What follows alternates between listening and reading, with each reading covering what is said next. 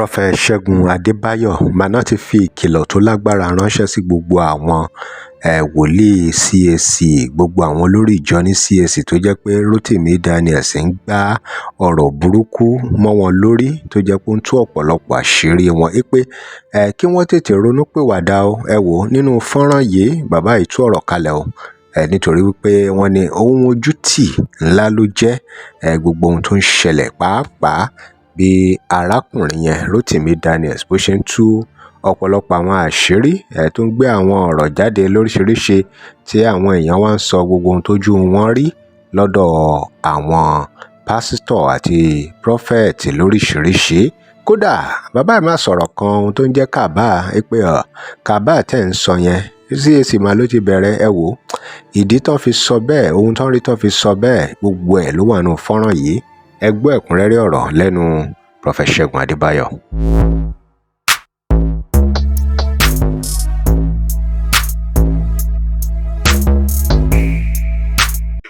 Why did that come? Ọ̀rọ̀ náà ni mo tún wá sọ fún ẹ lẹ́nìí. Is that same word I'm telling you now? Wòlíì òkè wàásù. Prophets don't preach, Ṣùgbọ́n but àti dé ọ̀run. to get to heaven Ó yẹ kó jẹ wá lógún. must be paramount to us. Kì í ṣe ayé yìí ló yẹ kó jẹ wá lógún. This world should not be paramount to us. Dádì mọ́mì. That is our Kì í ṣe money, ohun tó fẹ́ dà nínú ayé. not what you want to become, Bí kò ṣe ìgbàlà ọkàn rẹ. or the salvation of your soul. Ẹ kúrò nínú àwọn ìwà ọ̀run àpáàdì. Leave the eyes of hellfire. Praise the Lord. Hallelujah. Kì í ṣe gọ́ọ̀mẹ̀ntì nìkan ní kàbá wa o. Government is not only in government that we have cabals. Tí wọ́n bá sọ pé gọ́ọ̀mẹ̀ntì ní kàbá ti bẹ̀rẹ̀ irọ́ ni ìrọ́lẹ̀ If you say cabal is only in the government house, we are only lying. Ìjọ CAC ní kàbá ti bẹ̀rẹ̀. Cabal started from CAC Church. Ìjọ Christ Apostolic Church ni. Cabal started from CAC Church. Kàbá wà ń bẹ̀ tó pọ̀. There's a lot of cabals in CAC Church. Àwọn babaláwo occultist kàbá.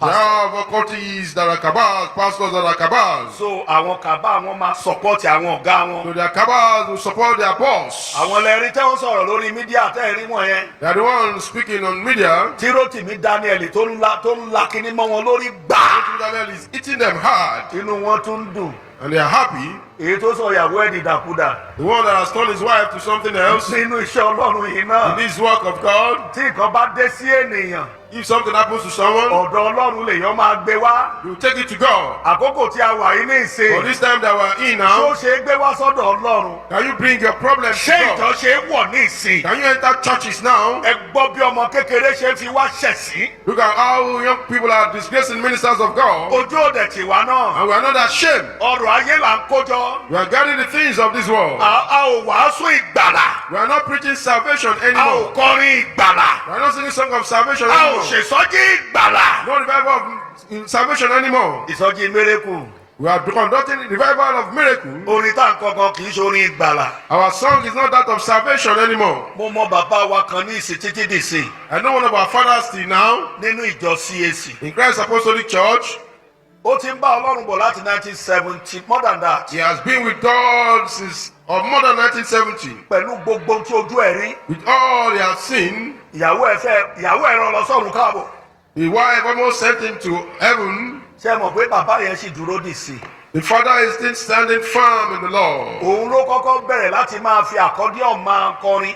He was the first one that started using accordion to preach. Gbogbo orin ẹ̀wòrán ìgbàlà ni. All his songs is about salvation. Gbogbo orin tó ń kọ ìgbàlà ni. All his songs about salvation. Gbogbo orin tó ń jáde lẹ́nu ẹ̀ ìgbàlà ni. All the songs he released about salvation. Ẹ wo ìgbé ayé àwọn akọrin wa níbi gbogbo ẹ wo Look gbọ̀lọ́gbọ̀ at the kẹsẹ̀. life of many Christian musicians all over the world. Kò só ọ̀rọ̀ ìgbàlà.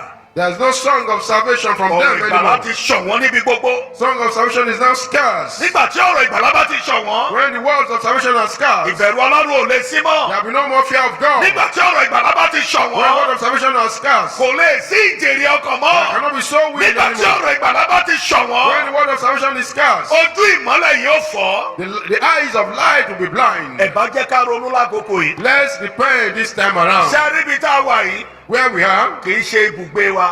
is not our place of abode. Bíbélì wípé The Bible says, ó ní a ó ka ayé tì sí kúrò. He said, this present world will be rolled away. Ó jẹ́ kó yé wa wípé We're made to understand that ayé tí a wà yìí This world that we òun are máa in, ka bí ẹni ka ẹni. it will be rolled away. wọ́n ó sọnù. It will be thrown away. bíbélì wípé That made us a ó understand. sọ Jerúsálẹ́mù titun ni. The new Jerusalem will be released from heaven. ẹ gbọ́ ìlú mímọ́ Olódùmarè. The holy city of God. ìlú tí ẹnikẹ́ni ò dé rí. City that no one has been before. àwọn áńgẹ́lì ò débẹ̀. Angels have not been àwọn there. ọkọ̀ ọ̀run ò débẹ̀. Hosts of heaven have not been there. Ọlọ́run gọ́gọ́gọ́gọ́gọ́. It is God Himself.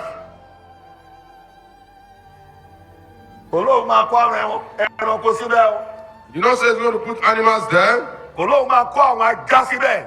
You know, say He's going to put dogs there. olóhùn máa kó àwọn ọlọ́ṣà síbẹ̀. You know, say He'll put those that are thieves rogues olóhùn máa there. kó àwọn aṣekúpani síbẹ̀. You know, say He'll kill those that are killers, murderers there. àwọn tó ní ìgbàlà. But those that are saved, àwọn tó ní ìgbàlà. those that are saved, àwọn tó ní ìwà mímọ́. those that live a life of àwọn tó holiness, jẹ́ mímọ́ Olódùmarè. those that are holy unto God.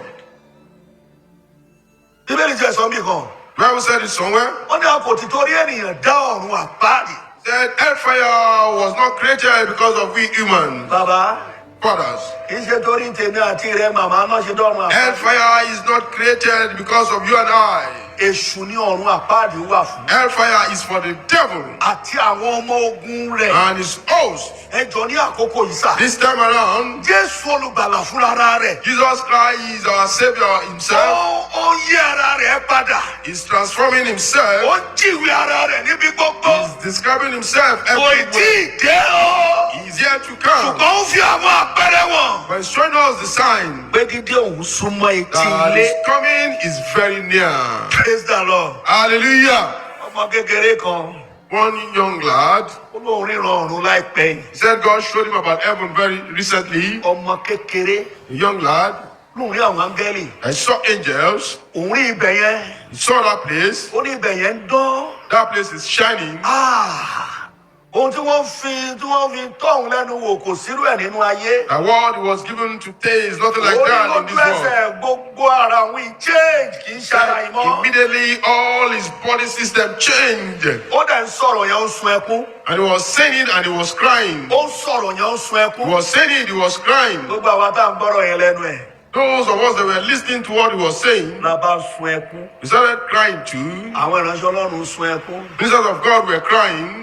ó ní ẹjọ́ ẹ̀yin bàbá ẹ̀yin màmá. And he said, please, fathers, mothers, ibẹ̀ yẹn máa dá gan-an. that place called heaven is very pé good. nígbà tó máa padà sí ayé tó máa lajú ó ní kò wu òun kò ń By the padà. time he returned to this world, he was not happy to come back to this world. ẹ jọ̀ọ́ Please, ẹ jọ̀ọ́ please, ẹ yí padà ẹ jẹ́ Let's yí padà repent, let's kúrò repent nínú ìwà búburú from wa. all our wicked acts. ẹ yí padà kúrò nínú ìwà búburú. Repent from all evil acts. ẹ yí padà kúrò nínú. ọ̀rọ̀ lẹ ti gbọ́ yìí o ẹ̀yin èèyàn wa òun nìyẹn o kí lè ròyìn ẹ̀yin èèyàn bàbá yìí ti kìlọ̀ wọ́n ti jíṣẹ́ ìpè kí àwọn èèyàn kí wọ́n tètè padà sọ́dọ̀ Ọlọ́run pàápàá gbọ́ bí tí wọ́n ti sọ̀rọ̀ nípa ọmọkùnrin kan tí ó dọ́run torí ohun tí Jerusalem fẹ́ rí bó ṣe rí bí a kà pé ní Jerusalem tuntun ni o àbí ká rí bọ́ọ̀rùn ṣe rí ni o tọmọ yẹn sọ̀rọ̀ tí bàbá yìí sọ nípa ọmọ yẹn pé